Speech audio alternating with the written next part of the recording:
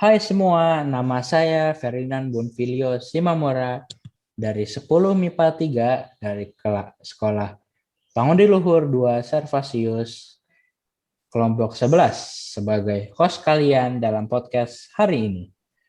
Dan hari ini kita ditemani oleh teman-teman saya. Perkenalkan Virgi dan Carlo. Hai semua, saya Virginia Palilu, dipanggil Virgi. Nama saya Yohanes Nitra, biasanya dipanggil Carlo. Nah, sebelumnya di sini kita mau ngebahas apa ya? Nah, pertanyaan yang bagus tuh. Tema kita hari ini adalah dampak mudik yang terjadi baru-baru ini terhadap penularan COVID-19. Nah, sebelum membahas dampak mudik terhadap penularan COVID, menurut kalian mudik itu apa sih? Menurut aku, mudik itu arti kayak suatu kegiatan yang dilakukan oleh banyak pekerja dan perantau, di mana mereka pulang ke kampung halamannya. Biasanya mudik itu tradisi yang sering dilakukan pas lagi lebaran.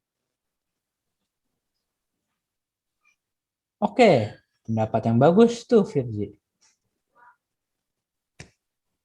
Menurutmu mudik itu apa sih, Vir? Gimana ya? Kalau menurutku sih, mudik itu salah satu tradisi di hari besar yang biasanya melibatkan banyak orang yang akan pulang ke kampung halamannya. Menurut kamu apa, Nan?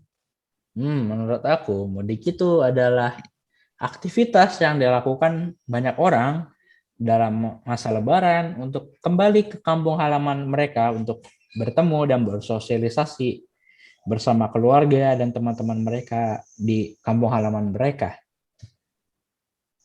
Tapi jawaban kalian berdua ini benar-benar menarik. Tapi menurut kalian, apa yang terjadi jika tradisi mudik yang sudah dilakukan selama bertahun-tahun tersebut tiba-tiba berhenti? Contohnya seperti masa pandemi ini, pemerintah telah mengeluarkan surat edaran,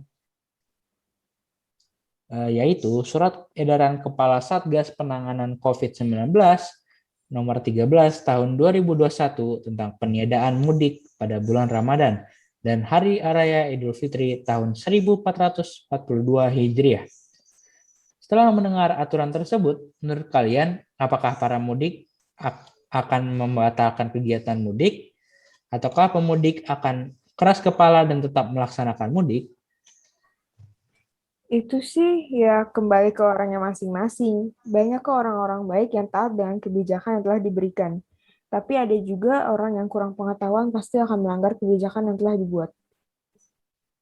Pendapat yang bagus itu, Fir. Pasti ada dong orang yang akan secara sengaja keluar untuk memudik karena mereka tidak baik. Bagaimana dengan Carlo? Apa yang menurutmu para pemudik tersebut lakukan? Ya pasti pertama mereka kesel dulu gitu kan. Kesel, sedih, frustrasi. Kalau kangen sama keluarga-keluarga yang di kampung halamannya. Terus habis kesel gitu, bisa aja ada yang tetap ngikuti peraturan, terus stay at home. Tapi ada juga yang saking kangennya nggak peduli gitu, mau ada COVID atau apa, yang penting saya pulang. Menurut aku gitu sih. Nah, jawaban yang bagus itu. Pasti ada dong orang yang kesal, sedih, dan frustasi. Bukan cuma karena mereka kangen dengan anggota keluarga mereka, tapi juga karena uang yang sudah mereka sediakan akan cuma-cuma. Seperti contohnya tiket pesawat yang tidak akan kemana-mana, atau tiket bus, tiket Uber, atau tiket taksi semacamnya yang tidak akan bisa mereka pakai. Terus juga ada orang-orang yang sudah lama sekali merantau dan akhirnya bisa pulang, tetapi pemerintah bilang tidak boleh. Pasti mereka akan kesal, dan beberapa orang yang kesal tersebut pasti ujung-ujungnya akan nekat untuk tetap memudik. Nah, jika para pemudik benar-benar nekat untuk tetap memudik, maka dampaknya adalah dapat terjadi kenaikan jumlah penderita COVID setelah mudik. Jika hal ini terjadi, maka grafik penularan COVID akan naik. Jika dicontohkan dengan grafik, maka grafik akan membentuk sudut elevasi yang 45 derajat. Jika titik AB menandakan waktu sebelum mudik dan titik BC adalah waktu saat mudik, maka sudut antara titik AB dan titik BC bisa naik hampir 45 derajat. Dikarenakan banyak orang yang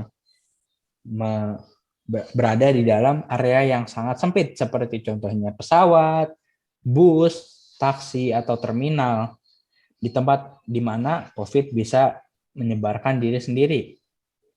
Tempat-tempat tersebut juga terkadang tidak bersih yang dapat menyebabkan penularan COVID lebih efektif.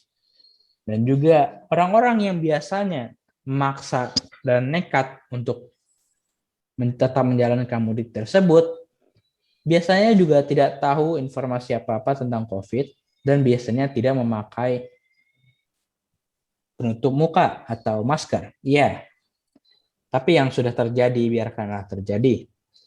Bagaimana dengan kalian? Apa yang akan kalian lakukan kalau kalian disuruh untuk tetap di rumah pada masa Lebaran, walaupun ada keluarga di kampung yang menunggu? Ya, kalau aku pribadi sih pasti menuruti apa yang sudah menjadi aturan. Hitung-hitung kita kan bisa membantu untuk memutus rantai penyebaran dan menjaga agar keluarga di kampung tidak tertular. Keluarga di kampung pun juga harusnya mengerti keadaannya. Sama, aku juga mana berani aku keluyuran pas lagi kayak gini. Nanti ngebantuin menularkan COVID jadinya. Jawaban kalian menarik tuh. Lagi pula juga jika kalau mereka ingin pulang kampung, jika mereka ingin bersosialisasi dengan keluarga mereka, masih banyak pilihan yang tersedia dan juga gratis. Seperti yang kita tahu, orang Indonesia suka yang gratisan. Contohnya adalah Zoom yang bisa dipakai untuk berkomunikasi tatap muka secara virtual. Tapi kalau kalian tidak jadi mudik, apa yang akan kalian lakukan selanjutnya dalam masa liburan tersebut yang kalian tidak punya rencana lain selain bermudik? Pasti sangat membosankan dong diam saja di rumah. Bagaimana kalian akan menghibur diri kalian sendiri? Ya, kan banyak kegiatan yang masih bisa dilakukan, seperti olahraga misalnya. Ya kalau aku sih paling main game. Tapi kan yang penting kegiatan apa aja, yang penting di rumah. Oh iya, karena banyak orang yang jarang keluar rumah karena pandemi ini, ada jenis hiburan yang menjadi populer loh. Hiburan tersebut adalah safari virtual. Melainkan kita ke taman safari yang jauh dan mahal, kita juga bisa melakukan safari virtual di rumah kita. Apakah dari kalian berdua yang tahu contoh safari virtual tersebut? Nggak tahu tuh emang kayak gimana. Nah, contoh safari virtual adalah suatu video yang dibuat untuk mengcopy atau mereinkarnasi, mengulang aktivitas safari seperti yang biasa dilakukan di taman-taman safari. Safari virtual ini berusaha untuk membawa penontonnya ke taman safari tersebut untuk mengulangi aktivitas safari tersebut. Nah, ada nih safari virtual yang baru-baru ini aku tonton. Namanya Breathtaking Dive in Raja Ampat, West Papua, Indonesia Coral Reef into the Ocean and Under the Sea. Safari virtual ini memperbolehkan kita untuk melalui safari di bawah laut Raja Ampat bersama para ikan-ikan baru.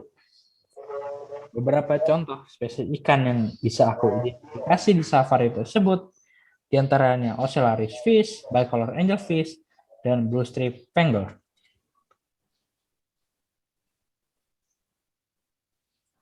Guys, kita ngomongnya udah lama nih.